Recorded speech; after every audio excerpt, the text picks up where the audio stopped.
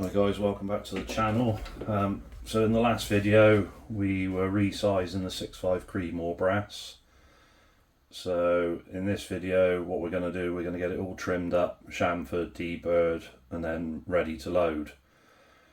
Excuse the thumb, that was a argument with a marlin earlier on and I lost along with half my bloody nail. Right, so got a few bits of kit here that I use the Lyman gauge here, and what I'll do is I'll pick some random brass, run it through, and you chuck a piece of brass in like that, and then I like to use a metal ruler and I just run it over the back. It's nice and smooth over the back, run it over the front. That doesn't need trimming. If you can see here, let's try and get that in focus. So you've got two distinct heights. So that's your maximum and your minimum trim length. And the same on the back there for your headspace, maximum and minimum. So as long as the ruler goes over the top of that and the top of that, you know it's all good, you know it's going to fit, you know it doesn't need trimming, and that can go in the doesn't need trimming pile. So chuck another one in, same again, run the ruler over front and back. Yeah, so that one doesn't need trimming, and we just keep going like that. I know none of these should need head spacings. I've already done that, which we saw in the last video. So go like that. All looking pretty good to me. So what we'll do, I'll also show you the SRT trimmer. Probably not going to need to trim anything today. This is from Draco, like the ugly annealer. So you get the trimmer body, which has got a bearing here, so that actually spins on the bearing. And then you'll get collet inserts depending what caliber you want. This is for the 6.5 Creedmoor. That just pops in like that. And rather than a traditional trimmer, let me get my traditional Hornady trimmer and I'll show you. So rather than using one of these, where you put the case in like so, close it onto that, and then that's trim in from there to get your overall length. What the SRT does is actually shoulder reference trimmer. So you're actually referencing off the shoulder rather than the full length of the case. So that'll go in there like that, and then you're going to trim off the shoulder. So find your piece of brass that you want. I've already measured this and it came in at 1.910, which is 1/1000 below Sammy spec. I trim them like that because then I know I can shoot them 2 or 3 times without ever needing to trim them. So to set the trimmer up, put the piece of brass on the bench. Let me get this more in focus. Drop the trimmer on top like that. And then you've got the cutting blade here. Very well engineered, nice bit of kit. Drop that into there. So that's sitting on the top of the case. And then you've got, so this is your rough adjustment. This actually locks it in. And then you've got a fine adjuster here. So you drop that on the top of there. Now I know that's going to be perfect height, so get your Allen key, do them up, so lock that in like that.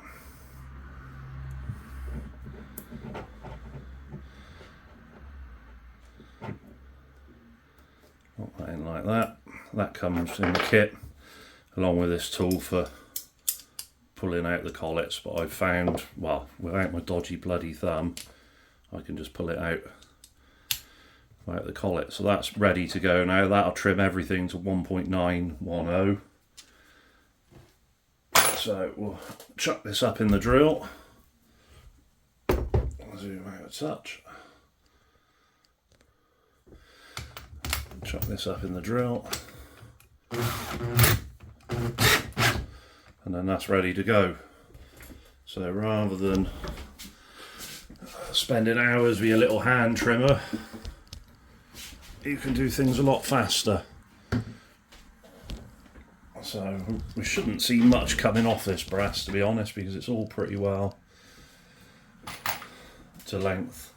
So spin your drill up. Let's try and get this camera into a spot where you can see. Spin your drill up, just put that in, done.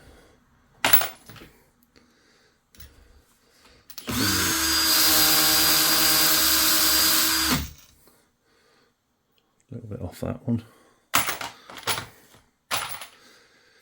And it's just a case of sitting here and trimming them all.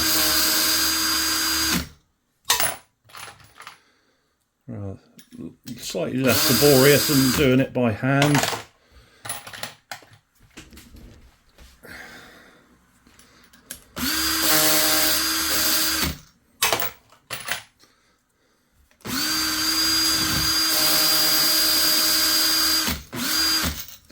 Got a little bit off of that one.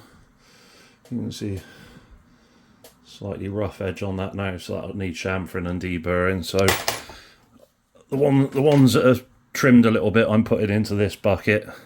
The ones that don't need trimming, I'm putting into that one. Because chamfering and deburring, I can hate it.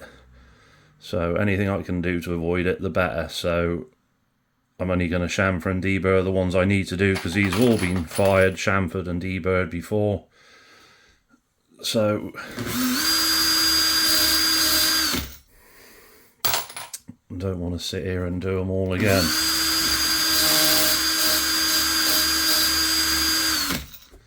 You'll feel when you're trimming and when it's not trimming.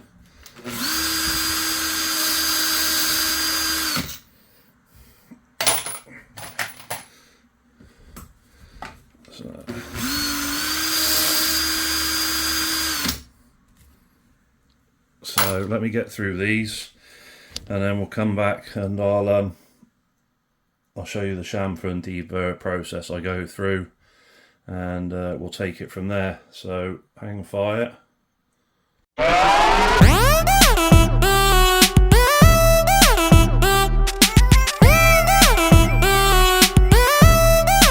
Check it out.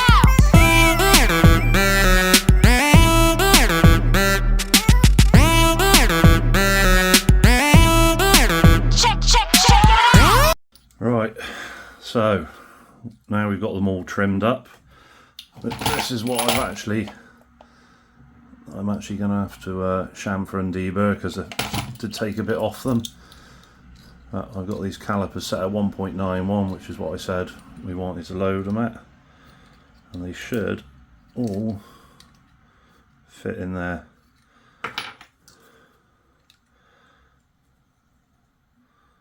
So you know that is bang on, all the same, 1.91, 1.911.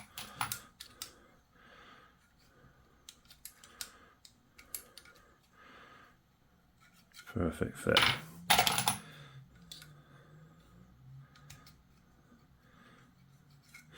So you know they're all good. You probably have noticed there's a few of them that have got primers in, like that one. That was I've got the new PCP priming system from Duraco that I was testing earlier. You'll be seeing that in a later video, but I just wanted to sort of get to grips with it myself before I start talking about it. So I thought, well, prime up some of these, doesn't really matter.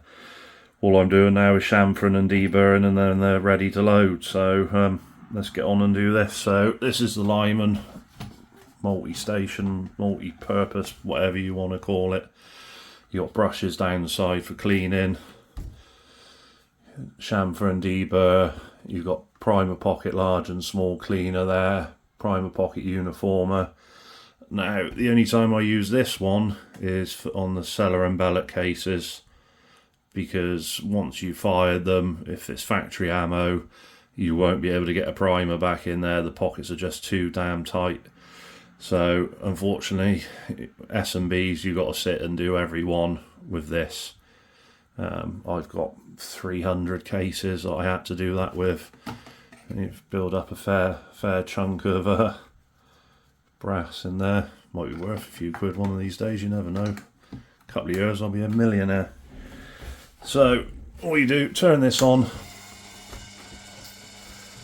Let me get an empty bucket on this side. So we're going to do the outside, don't need to do much. Inside, there you go, you see a nice little shiny edge on the inside there. That's ready. So again, inside and out.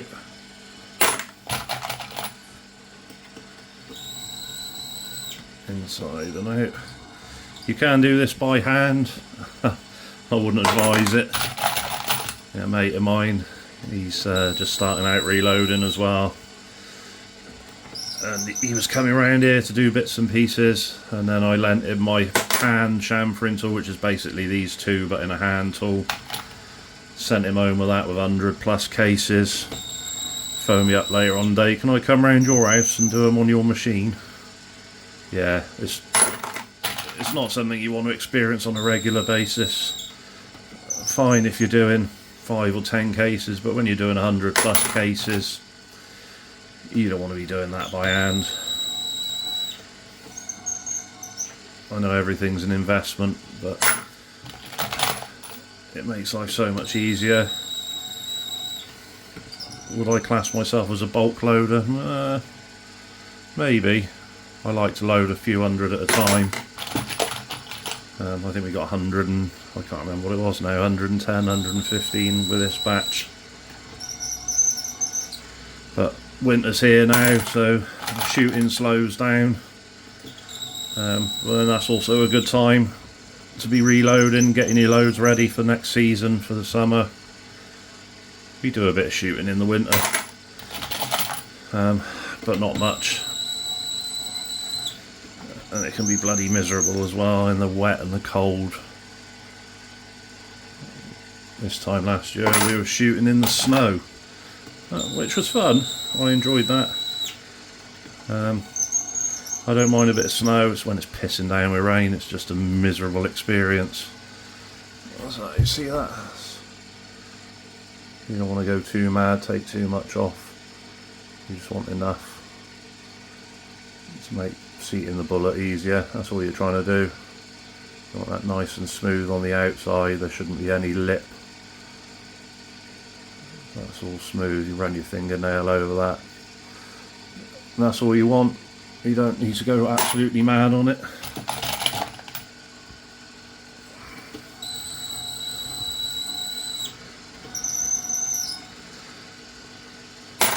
So I'll get through these. The question is, do I torture you and make you sit me and watch all of these, or do I put you on a time lapse? Oh, I can sit here and talk bollocks if you want. Talk about that hateful marlin of mine that decided to take off half my fingernail earlier. I had an issue with the lifter, so I decided to replace the lifter. Not a problem doing that. But taking out the main spring, yeah, it bit me. And just caught the edge of my nail and ripped the edge of the nail off. I was less than impressed. But it fixed the problem with the gun, so out of all the firearms I own, that Marlin's one. It loves to injure me every time I bloody shoot it.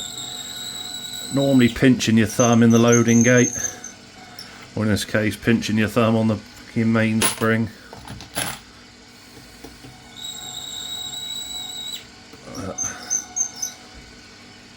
The joys of owning firearms. Could I have paid somebody else to do the job for me? Yeah, of course I could, but Where's the fun in that? Wasn't a cheap piece either. 100 quid that cost me just for the lifter.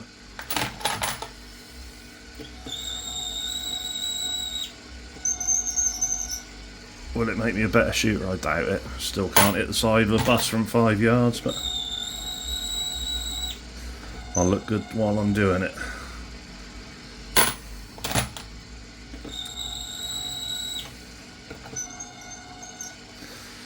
Alright, well we're almost there. What have we got left in there? A few left. I'll pause the video, I'll get the rest of these finished, I'll change me skanky plaster, and then we'll look at priming up these cases. I'm not sure if I'm going to do that in this video or the next video, but I thought I'd get something out. It's been a couple of weeks. It's just haven't felt like doing a video, to be honest with you. But I'm going to try and be a bit more regular, sort of once a week, get videos out. But you know, that is life in the slow lane and all that. So let me pause this video and then I'll come back to you when I'm all done. Right, so I don't think I'm going to start priming these cases now in this video. I'm going to leave that for the next video. I'm just going to talk very briefly about why you trim your cases. These are all sorted out now, by the way. These are already primed, trimmed. See the chamfer on the inside there, nice and shiny, ready to go. Now, why do you trim cases? Safety is the main reason. Safety and consistency. When you shoot a case, obviously, if you're new to all this, you might not understand, but when you shoot a case, it's going to grow, it's going to get longer, you need to trim it. Why do you need to trim it? If you don't, you run the risk of when you chamber that round into the gun, the case might be too long and it might start pinching down on the bullet. So when you pull the trigger and the bullet's going out, it might not be able to open up as much because it's too far into the lands. And if that's the case, your pressures can go through the roof and you can end up with a catastrophic failure. And by catastrophic, I mean blowing the bolt out the back of your gun failure. So always trim to length. It's in your books. Lyman, Spear, Berger, Hornady, Lee, whatever book you get, you will have trim lengths. In fact, let me show you what I've got up on the wall here. So up here, I've got 6.5 Creedmoor with all the lengths on it. And I've got my 223 with all the various lengths on it. Now, if you trim them too short, you might not have enough of the case catching the bullet to hold it in place. I know with my rifle I can go 1/1000 under the trim length, not a problem. I seat the bullets reasonably deep anyway. They ain't coming out of there, so I got no issue doing that. And then when you come to check for your trim length next time, if you've trimmed them 1/1000 shorter, you're going to have very few that you actually need to trim up. These ones here that needed trimming, they probably needed trimming because they were probably right on the limit of needing trimming last time I loaded them. These are 3 times loaded now, these cases. So they would have been right on the limit. Fired them again, stretched a little bit, trim a little bit. But you're not going to sit there and do 100+ cases. If you keep on top of it, I trim after every time I've shot them. I do every step of the loading process after every time I shoot them. Some people do it every 2 or 3 firings. Some people never do it. It's personal preference. At the end of the day, who am I to tell you what you should and shouldn't be doing? I'm just telling you what I do and how I do it. So I think we'll call that a night for today. And in the next video, we are going to be looking at priming the cases. So we'll get all the cases primed in the next video. We'll look at the seating depths. I'll show you I've got 3 different methods of priming. I've got a hand primer that I use for small rifle. I'll tell you now, it's shit. It's the Frankfurt Arsenal hand priming tool. Looks good, nice and heavy, bulky, well built. Absolutely shit at seating large rifle primers. Fine with the small ones, fine with the pistol calibers. I never use it for the 6.5. It's rubbish, absolute garbage. So I've been priming on the press with the Hornady little flappy arm, which I'll show you in the next video. But I've just picked up what's called the PCP. I'll give you a little teaser view of it. So this is the PCP. This sits on top of the press. You put your piece of brass in here. You've got a Dillon primer tube that sits in here. Push forward, let go. That picks up the primer, brings it back to here. And then you run the ram of your press up, and that pushes it up and seats the primer. You've got a micrometer on the bottom here to adjust the seating depth. I only got this today, literally arrived a couple of hours ago. So I want to have a little play around with it. This is for large, green and yellow, for large and small rifle. First impressions, very well built. Great idea. Does it work? Don't know. It did the 20 odd cases I had there earlier. But yeah, we're going to have a little play with this on the next video. So that's it, guys. We'll call that a day on the video. Usual bollocks: like, share, subscribe. I know some of you hate me saying that.